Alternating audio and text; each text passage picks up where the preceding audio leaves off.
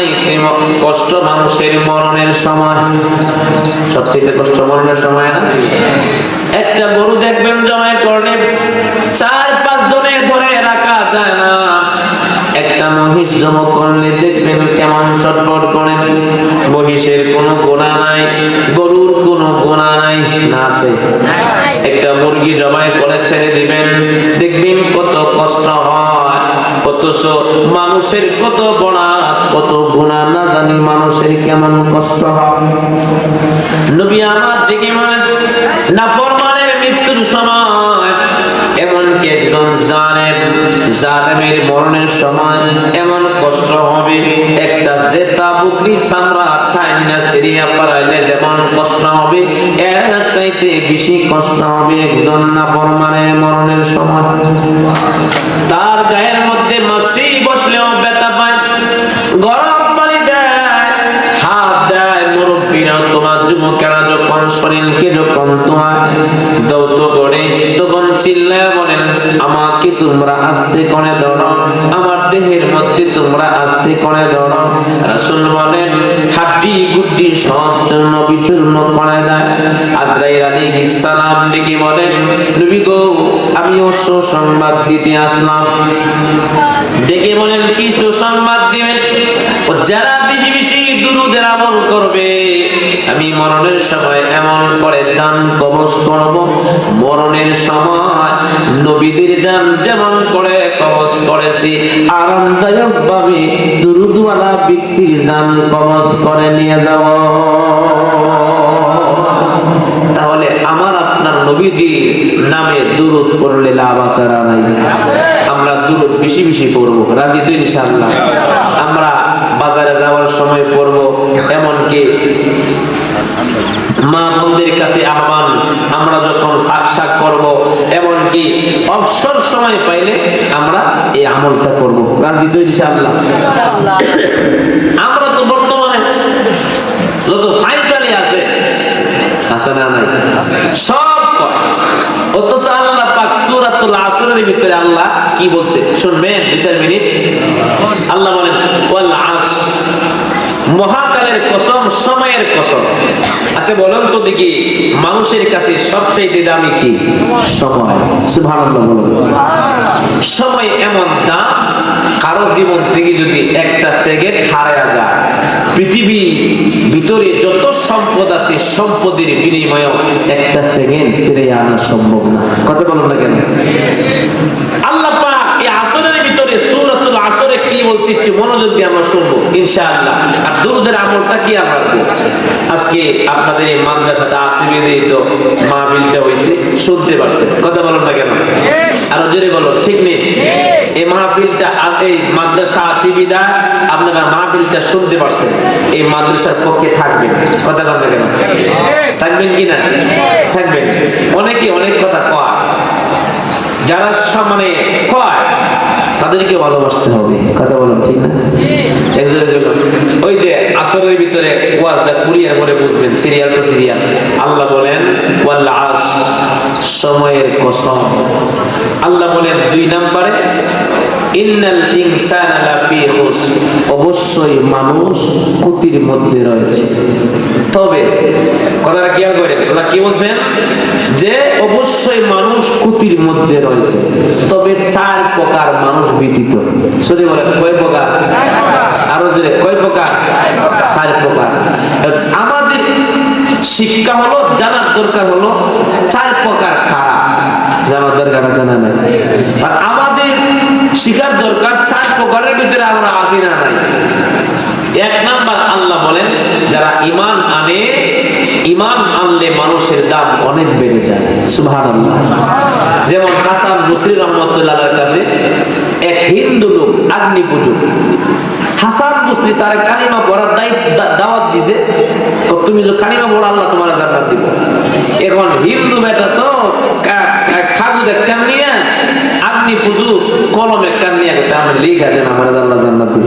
কথাটা বুঝে লিখা দিছে, নাও সত্যি সত্যি আল্লাহ তোমারে জান্নাত দিব। কিছুক্ষণ পরে কালিমা পড়লো, সুবহানাল্লাহ।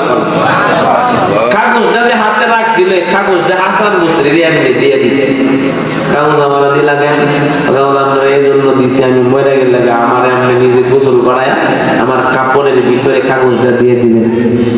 কেন দিয়ে দিবেন? এই জন্য হাসরের ময়দানে কে নিয়ে যাবো যদি আল্লাহ কোনো কিছু দিয়ে কাগজটা আল্লাহ দেখায় দিবেন। সুবহানাল্লাহ। এই যে ঈমান আনছে, কিছুদিন যাচ্ছে, সময় যাচ্ছে, রাত্র যাচ্ছে, হাসান বসরির আগেই সামাউন বিদায় হয়েছে আগ্নি পুজো। এখন তো মুসলমান হয়ে গেছে। বিদায় হওয়ার পরে হাসান বসরি কাগজ দিয়ে দিছে ভেতরে। স্বপ্নের ভিতরে দেখতেছেন, সংক্ষেপ বলতেছি, আল্লাহর জান্নাতের ভিতরে ঘোরাঘুরি করতেছে। এখন জিগায় তোমাদের আল্লাহ কি আচরণ করছে? আমি কালিমা বলার বরকতে মহান আল্লাহ পাক আমাকে জান্নাতের মালিক বানিয়ে দিয়েছে। তাহলে আল্লাহ বলছেন যারা ঈমান আনবে তারা কিন্তু ক্ষতির মধ্যে না। 2 নাম্বার কাজ আল্লাহ বলেন ওয়া আমিলুস সলিহাত। এর যুবক ভাইরা আমার, যারা সৎ আমল করবে, সৎ আমল করলে মানুষের দাম কেমন বাড়ে একটু খেয়াল করুন। খলিফাতুল মুসলিমিন হযরত ওমর কিছুক্ষণ আগে হুজুর বয়ান করে গেছেন, আবু বকরের কথা বললেন, হযরত ওমরের কথা বলছেন। সৎ আমল করলে কেমন দাম বাড়ে। একদিন আম্মা জান আয়েশা নবীজি রাত মুবারকে শুয়ে আছেন, এমনি নবীজি জিজ্ঞাসা তুমি কি করো? আসমানের তারকা গুনতেছি। দেখি বলেন নবী গো, আসমানের তারকা পরিমাণ আপনার উম্মতের ভিতরে কার আমলনামায় কি নেক আছে নাকি? সুবহানাল্লাহ। আর জোরে সুবহানাল্লাহ। নবী আমার ডাক দিয়ে বলে আয়েশা আছে। আম্মা জান আয়েশা বলেন লোকটাকে জানতে চায়। আমার নবী তখন ডেকে বলে আয়েশা শোনো, সেই মানুষটা হল খলিফাতুল মুসলিমিন হযরত ওমর। ওমরের আমলনামায় আসমানের তারকা পরিমাণ নেক আছে। এই যে নেক কাজ করছে, সৎ আমল করছে, দাম আল্লাহর কাছে বাইরে গেছে। তাইলে আল্লাহ বলেন ওয়ালাস ইন্নাল ইনসানা লাফি খুসর। আল্লাহ বলেন অবশ্যই মানুষ ক্ষতির মধ্যে আছে, তবে 4 প্রকার ব্যতীত। 1 নাম্বার যারা ঈমান আনে, 2 নাম্বার সৎ আমল করে, ওয়া তাওয়াসাউ বিল হক, যারা সৎ পথের আদেশ করে, সৎ কাজের আদেশ করে। 4 নাম্বার একটু সবাই খেয়াল করবেন। কয় নাম্বার? 4 নাম্বারটা। 4 নাম্বার রোগী, অনেক মানুষ রোগী আছে। 4 নাম্বার হলো ওয়া তাওয়াসাউ বিল হক ওয়া তাওয়াসাউ বিস সাবর। 4 নাম্বার হলো পাড়া প্রতিবেশীকে ধৈর্য ধারণ করা, সবুর ধরার আহ্বান করবে। একজন মানুষ ক্ষতির মধ্যে পড়ছে, বলতে গো ভাই আপনি সমস্যায় পড়ছেন, কি হয়েছে? আল্লাহ আপনার এর চেয়ে বিনিময় দিব। এটা না কইরা দোকানে বয়া বাদি করে মানুষ কয় কুদি খেয়ে হইতো না, এ নিজে তো ভালো না। কথা কানা আছে না? নাই জুড়ে বলুন। কমুকের গাড়িটা অ্যাক্সিডেন্ট হয়ে গেছে, কেমনি হইতো না, সহ্য করছিল আর আসি। কথা কানা আছে না? নাই জুড়ে বলুন। ওই কেউ অসুস্থ, কেউ অসুস্থ কেমনি হইতো না, মানুষের লেগে অমুক করছে তুমুক করছে। দোকানে চুরি হয়ে গেছে গা, ও চুরি কেমনি হইতো না, সারা জীবন দেখছি না বুঝি পড়ছে না। আছে না? নাই জুড়ে বলুন। এটা কিন্তু ঠিক না। আপনার উচিত হলো একজন অসুস্থ হয়ে গেছে, তার কাছে যায়া তার সবরের আহ্বান করা, যে বাজান তুমি জীবনে যাই করছো, তুমি কি করো? নামাজ পড়ো, নিয়ত করো, আল্লাহর ইবাদত করবা, আল্লাহ তোমারে সুস্থ করতে পারে। সুবহানাল্লাহ।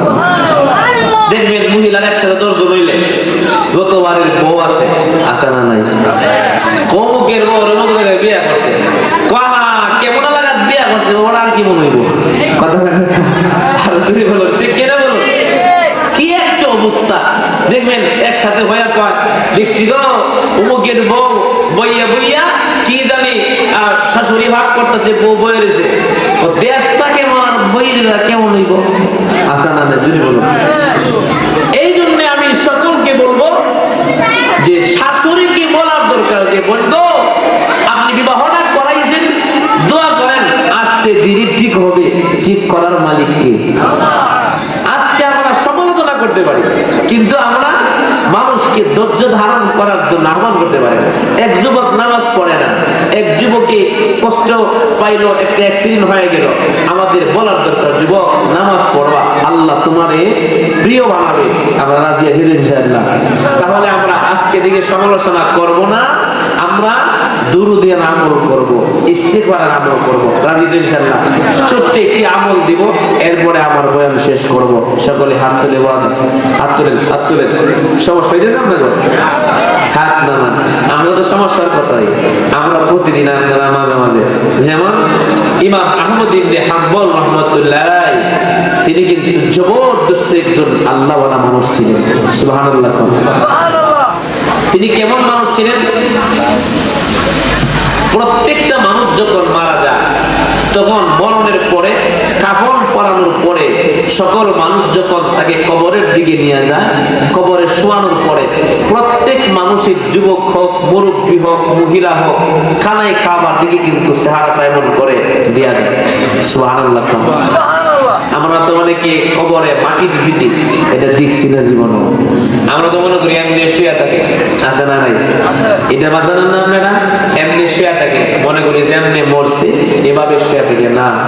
প্রত্যেক মানুষকে কবরে দাফন করার সময় তার চেহারাটা খানায় কাবার দিকে একটু ঘোরায় দেয়। সুবহানাল্লাহ। তো ইমাম আহমদ ইবনে হাম্বল রাহমাতুল্লাহ আলাইহি যখন কবরে রাখছে, রাখার পরে তার চেহারা যখন কানায় কাবার দিকে ঘোরায়া দিছে, তখন কে জানি বলতেছে, সারা জীবন তো খাবার দেখছো, এখন আর খাবার দেখতে হবে না, আমি আল্লাহরে তুমি দেখতে থাকো। সুবহানাল্লাহ। তিনি হলেন ইমাম আহমদ ইবনে হাম্বল।